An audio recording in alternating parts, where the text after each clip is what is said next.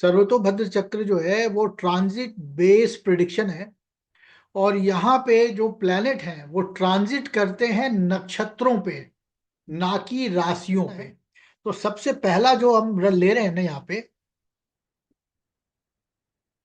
वो ले रहे हैं लत्ता। ठीक है। लत्ता का शाब्दिक अर्थ है किक मारना। तो आप सभी कोई अपना अपना जन्म का नक्षत्र जो है ना वो कॉपी पे लिखिए। जैसे मान लीजिए मेरा पुष्य नक्षत्र है, तो मैंने 8 लिखा।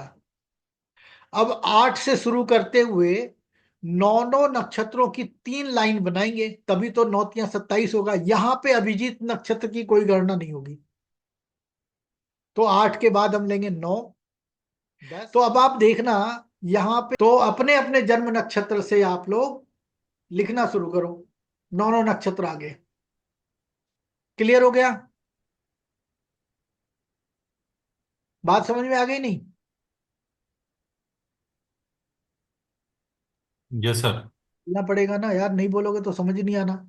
तो अब क्या करते हैं, जो पहली लाइन यस सर। आपने बनाई है, यहां पे नक्षत्र कोई भी हो, संख्या कोई भी हो, यहां से गिनना शुरू करो। 1 2 3 4 5। यानी कि पांचवें जन्म नक्षत्र से पांचवें नक्षत्र पे यदि वीनस ने ट्रेवल किया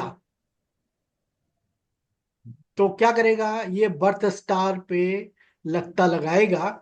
और इस हिसाब से जितनी देर भी शुक्र जो है वो ट्रेवल करता रहेगा पांचवें नक्षत्र पे जन्म नक्षत्र से, उतनी देर में अगर आपने कोई भी नया काम कर लिया, कोई भी सेंसिटिव मुद्दा छेड़ा, तो क्या करेगा, परेशानी खड़ी कर देगा।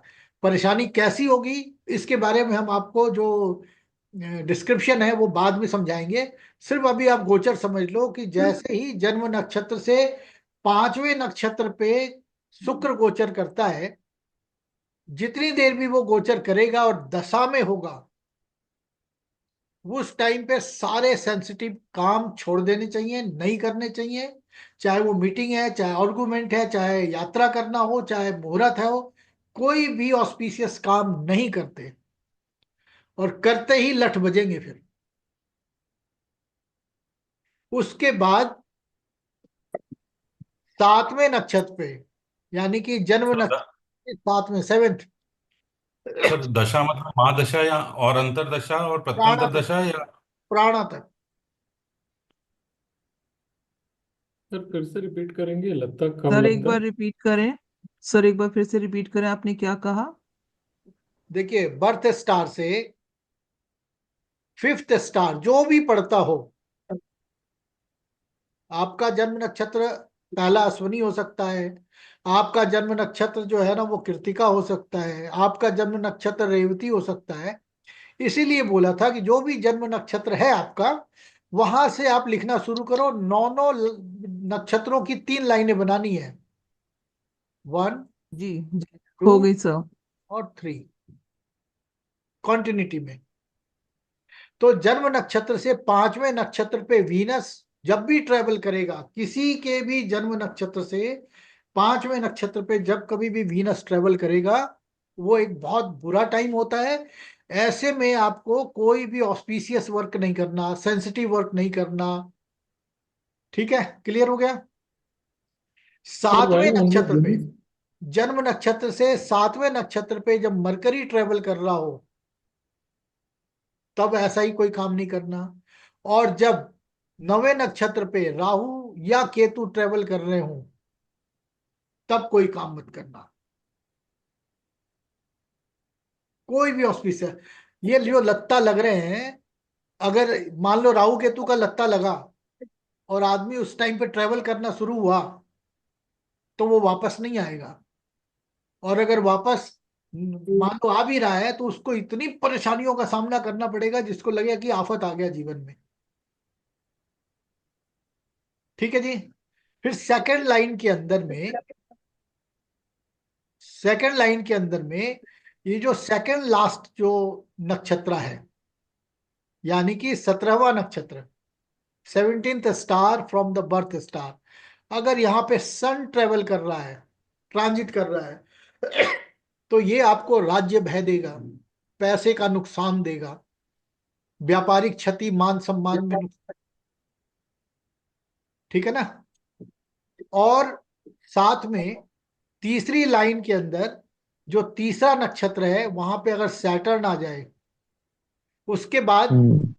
तीसरी लाइन का तीसरा नक्षत्र में सैटर्न, चौथे नक्षत्र के अंदर मून, और पांचवें नक्षत्र के अंदर जुपिटर अगर ट्रेवल कर रहा हो तो ये बहुत प्रॉब्लमेटिक है। और 26वें नक्षत्र में मार्स। तो आप इसको याद कर लो, पोजीशन याद कर लो आप, है ना। दोबारा से लिख के देता हूं ताकि आपको पोजीशन याद करने में आसानी हो जाए। तो मैं यहाँ पे लिख के दे रहा हूं आपको। ये तो ये 3 नक्षत्र हो गए। आपको पांचवें नक्षत्र के अंदर 7वें में मरकरी, और 9th में राहु, यहाँ पे 17वें में सन, सैटर्न। पोजीशन केवल याद कर लो आप, नंबर कुछ भी हो। अब देखिए, कोई भी नक्षत्र की संख्या हो, यहाँ पे जो एक लिखा है इसकी जगह में 12 हो, 15 हो, 27 हो, 18 हो, कोई हो, तो यहीं से गिनिए 1 2 3 4 एंड 5। 5 में अगर चले वीनस, 7 में चले मरकरी, या 9th में चले राहु केतु, सेकंड लाइन के अंदर जो है ना वो सेकंड लास्ट में सन, थर्ड लाइन के अंदर थर्ड नक्षत्र में सैटर्न, फोर्थ में मून, फिफ्थ में जुपिटर, और 26 पे मार्स जब ट्रेवल करे तो वो टाइम ऐसा होता है, बहुत सावधानी से निकालना होता है। तो झगड़ा नहीं नहीं करना। ऐसे में मान लो वॉर शुरू हो गया और किसी की कुंडली में मंगल का लत्ता लगा हुआ है और वो वॉर पे जा रहा है, यानी मार्स जब तक यहाँ से ट्रेवल करके निकल रहा है, इन बिटवीन अगर कोई जा रहा है तो वो वापसी नहीं आने वाला। लोग समझते नहीं इस चीज को, है ना। तो ये आपको ध्यान रखना है। रिजल्ट के बारे में प्रिडिक्शन कैसे करेंगे ये बाद में बताएंगे, पहले आप पोजीशन याद कर लीजिए। क्लियर हो गया। सर मेरा क्वेश्चन है। हाँ जी, मेरा क्वेश्चन है बोलिए बोलिए। सर, ये तो चंद्रमा के नक्षत्र से लिया ना आपने? हाँ, ये मून स्टार से लेना है हमने। हाँ बिल्कुल ठीक। अब क्या शुक्र के नक्षत्र से भी ऐसे ही कर सकते हैं, इसको सोच सकते हैं? हाँ जी, जो चंद्रमा के नक्षत्र, शुक्र के नक्षत्र से या मंगल के नक्षत्र से भी सेम एज इट इज सोच सकते हैं? किसी से नहीं लेना है, केवल मून से लेना है। ओके। ठीक है ना। केवल मून स्टार से लेना है, आपका मून कहाँ बैठा हुआ है और इसके बारे में समझाएंगे आपको। अब जैसे देखो, हाँ।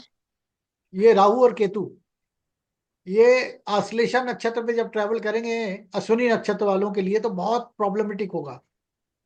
तो ऐसा भी संभव है ना कि आपका जो मून है वो मान लो यहाँ बैठा हुआ है, 1 नंबर, तो इस ये कहाँ जाएगा, 8th हाउस के अंदर चला जाएगा। तो 8th हाउस के अंदर ट्रेवल कर रहा है, ये और भी प्रॉब्लमेटिक है। अगर मान लो मून यहाँ पे है और ये आश्लेषा यहाँ पे पड़ता है और यहाँ पे राहु या केतु ट्रेवल कर रहे हैं, तो ये आपके शरीर के लिए बड़ा खतरनाक हो जाता है। अगर वो मान लो मून यहाँ पे है और 10वें घर के अंदर राहु केतु ट्रेवल कर लें, तो ये मान सम्मान का घर है, आपके व्यापार का घर है, उसको हिट करेगा वो। तो ये हम बाद में समझाएंगे, पहले आप पोजीशन को याद कर लो। क्लियर हो गया। सर एक डाउट मेरे को पूछना था। हाँ जी, रोहिणी नक्षत्र से अगर हम 26वां गिनेंगे हाँ। नक्षत्र तो वो कृतिका आ जाएगा ना सर? कैसे कृतिक आएगा 26वां? सर अगर फर्स्ट जो जन्म भरनी नक्षत्र अगर आएगा ना। किसी का रोहिणी, हाँ सॉरी भरनी आएगा, सॉरी हाँ सॉरी सर जी, भरनी आएगा। हाँ। और भरनी में जो 26वां नक्षत्र में अगर मार्स है तो उसे लत्ता बोला जाएगा। मंगल आ जाए और मंगल की दशा भी चल रही हो, जी जी जी। तो लड़ाई झगड़े, शारीरिक कष्ट, ये सब रहेंगे, ठीक है। है ना। सॉरी सॉरी सर, दशा बोलने से वापस मैंने उत्तर सुना नहीं था सर आपका। वो दशा देखो, महादशा, नहीं नहीं, केवल महादशा, अंतरदशा। वाला पांचों दशाओं में कोई भी, चाहे वो एमडी हो, साढ़े आठला होता हो, हाँ चाहे वो माता किती चाहे वो साढ़े नौ पौने चाहे वो प्लीज माइक प्राण बंद करें, प्लीज माइक बंद करें। को किसी भी दशा में वो अगर चल रहा है तो ये प्रॉब्लम होगी। ठीक है, क्लियर हो गया। आज पहला दिन है, जी हो सर। धीरे धीरे समझने में टाइम लग जाए।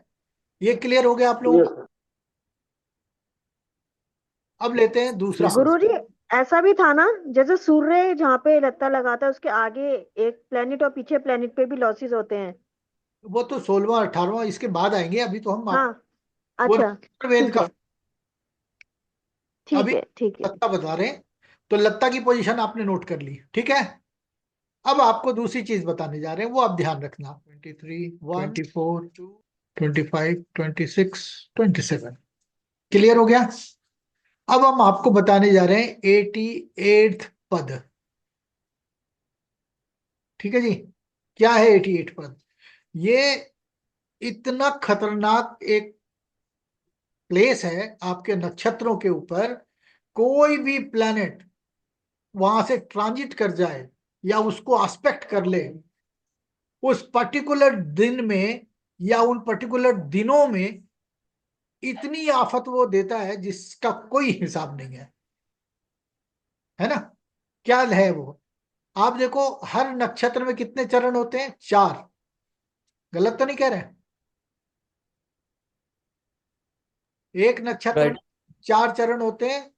3 डिग्री और 20 मिनट मल्टीप्लाई बाई 4 करेंगे तो 13 डिग्री और 20 मिनट हो जाता है। तो अगर आपका 88वां पद जो होगा, अब आप यहां से गिनना शुरू करो, 4 4 4, ऐसे आपको लगेगा ना यार क्या आफत मोल ले ली। तो मैं आपको बहुत आसान तरीका बताता हूं, केवल प्लेसमेंट आपको चेक करना है। अगर आपका जन्म नक्षत्र के पहले चरण में जन्म हुआ है, तो जहां पे चंद्रमा का लगता लगता है ना, उसका चतुर्थ चरण जो होता है वो 88वां पद होता है। अगर आपका जन्म दूसरे चरण में हुआ है तो जुपिटर का, क्योंकि 4 के बाद तो खत्म हो जाता है नक्षत्र, तो जुपिटर का जो लगता है उसका प्रथम चरण जो है ना वो 88वां पद होता है। और यदि आपके जन्म का नक्षत्र का तीसरे चरण में जन्म है तो जुपिटर के लत्ते का जो नक्षत्र है उसका दूसरा चरण जो है ना 88वां पद होता है। और यदि चतुर्थ चरण में जन्म हुआ है तो तीसरा चरण जो होगा जुपिटर का जहां लगता लगता है वो 88वां पद होता है। यानी 88वां पद जो है ना, चंद्रमा के लत्ता नक्षत्र के चतुर्थ चरण से जुपिटर के लत्ते का तृतीय चरण के बीच में रहता है। तो आपको हर बारी जोड़ने की जरूरत नहीं है। आपको पूछे भाई आपका जन्म नक्षत्र क्या है, आपने बताया कि भाई मेरा जो जन्म नक्षत्र द्वितीय चरण में है, इसका मतलब जुपिटर का प्रथम चरण जो होगा नक्षत्र का वहां पे 88वां पद है आपका। अगर किसी के प्रथम चरण में जन्म हुआ है तो चंद्रमा का जो लगता है नक्षत्र उसका चतुर्थ चरण में हुआ है। याद रहेगा ये। तो जब कभी भी 88वें पद पे कोई भी प्लेनेट ट्रेवल करे या उसको एस्पेक्ट करे तो आपको वो मोटा मोटी जो चीज मैं समझाने की कोशिश कर रहा हूं वो ये है कि लगता मैंने आपको बता दिया। दूसरा जो 88वें पद की मैं बात कर रहा हूं, उस 88वें पद को आप कैसे रीड करना है। किसी का जन्म जिस भी नक्षत्र में हुआ है, अगर उसके पहले चरण में उसका जन्म होता है तो चंद्रमा का जो लगता नक्षत्र है उसका चतुर्थ चरण 88वां बनता है। और ये 1 से 12 घरों में कहीं पे भी जा सकता है, क्योंकि लग्न आपका चाहे जो भी हो, चंद्रमा तो कहीं भी बैठ सकता है और चंद्रमा से ही कैलकुलेट होता है। दूसरा, अगर जन्म नक्षत्र का चरण दूसरा है आपका, तो जुपिटर का जो लगता लग रहा है उसका प्रथम चरण 88वां पद होगा। इसको कोई देख ले या यहाँ पे ट्रेवल कर लेना तो दोनों ही प्रकार में बहुत खराब होते हैं। और गलती से अगर 2 बड़े बड़े प्लैनेट बुरे वो ट्रेवल करें, ट्रांजिट करें, गोचर करें या एस्पेक्ट कर लें, तो आप उसके तकलीफ का अंदाजा नहीं लगा सकते। और अगर 4 या 5 ग्रहों ने ऐसा कुछ किया तो ये वापसी जाने का टाइम है, फिर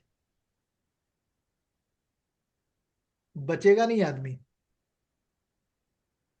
आप इसको नोटिस करना, आज ही बैठ के देखना कब कब गोचर हुआ था वहां पे और कब कब वो देख रहा था।